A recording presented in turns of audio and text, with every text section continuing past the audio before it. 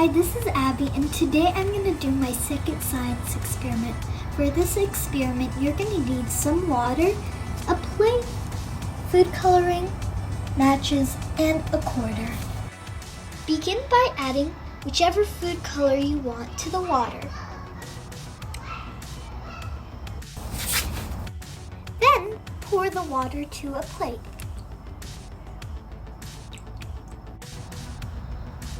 Put the match on the water like this and then put the quarter on top of it so it can balance. Now we need to light the match. After you're done lighting the match, put the cup over it like this. Watch how cool that looks. And finally,